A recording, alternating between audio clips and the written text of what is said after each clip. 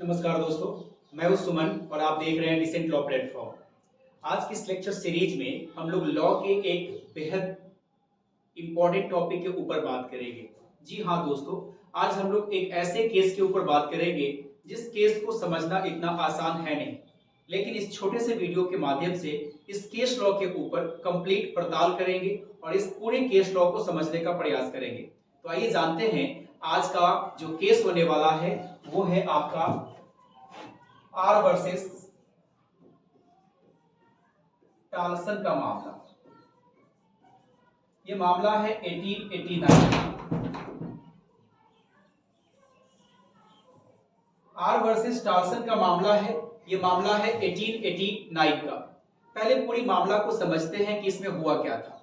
Dear audience, सबसे पहली बात, जो टाल्सन नाम की लड़की होती है, इस टाल्सन की शादी 1880 में हो जाता है। 1880 में इसकी शादी हो जाती है। जब टाल्सन की शादी होती है, शादी के एक साल बाद 1881 में 1881 में इसके जो पति होता है, पति जो एक जहाज पर किसी काम से जहाज पर जाता है, और एक साल के बाद ऐसा सुनने को मिलता है कि वो जहाज डूब गया और इसकी पति का कोई खबर नहीं चलता। फिर भी ये टाल्सन जो है पूरे 6 वर्ष तक इंतजार करती है अपने पति का। पूरे 6 वर्षों तक अपने पति का इंतजार करती है कि पति आए। हो सकता है पति का खबर नहीं चला, हो सकता है कि जीवित हो, कहीं हो। ये बेचारी पूरा इंतजार करती है, पूरी कोशिश करती है पता लगाने का। लेकिन जब पूरी ईमानदारी से कोशिश करने के बाद फाइनली इसको ऐसा लग जाता है कि अब इसकी पति दुनिया में नहीं है, क्योंकि अब जहाज डूब गया और अभी तक ऐसा कोई खबर नहीं मिला। तो अब बेचारी को लगता है कि अब इसका पति जो है, इसका पति का देहांत हो गया। तो जाकर के 6 साल के बाद ये टाल्सन जो है एक लड़का से शादी कर लेती है, दूसरी शादी कर लेती। पहली शादी तो आर नाम के व्यक्ति के साथ की थी, अब इसकी दूसरी शादी भी हो जाती है। अब यहां पर दूसरी शादी कर ली इस लड़का के साथ। दूसरी शादी के 11 महीने के बाद, ध्यान से सुनिएगा, 11 मंथ में ही ये जो आर नाम का व्यक्ति होता है ये वापस आता है जीवित। इसका पहला पति, टाल्सन के पहले पति, दूसरी शादी के 11 महीने के बाद वापस आ जाता है, वो भी जीवित।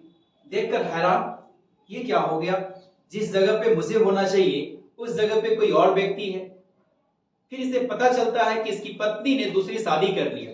बहुत गुस्सा आता है इस आर नाम के व्यक्ति को। अब ये बोलता है कि ठीक है, मैं तुम्हें कोर्ट में देखूंगा। ये जाकर केस कर देता है बाइगेमी का।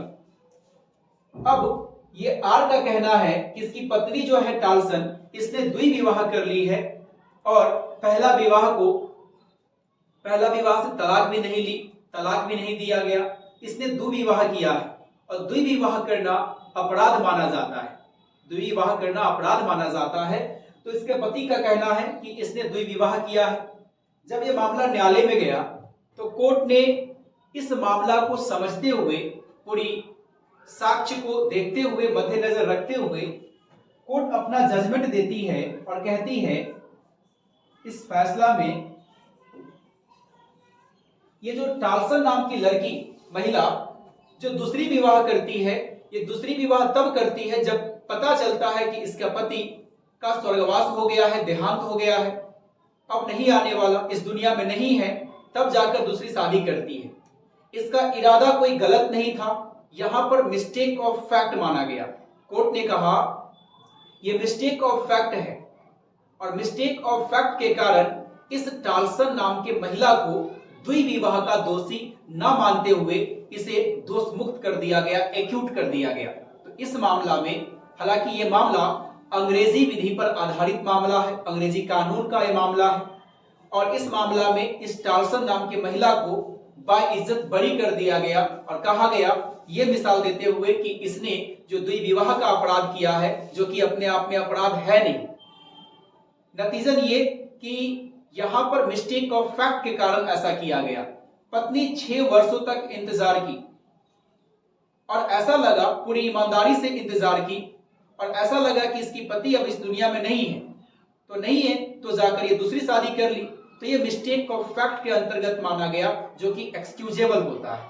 तो डियर ऑडियंस, आई होप इस छोटे से वीडियो के माध्यम से आपको ये समझ में आया होगा कि ये पूरा मामला क्या था और इस मामला में जो जजमेंट आया था कोर्ट का वो क्या आया था। उम्मीद करते हैं कि इस वीडियो को आप समझे होंगे और आगे इसी प्रकार के और भी वीडियो पाने के लिए चैनल को लाइक भी कीजिए, सब्सक्राइब कीजिए और अधिक से अधिक शेयर कीजिए। Thank you, all the best.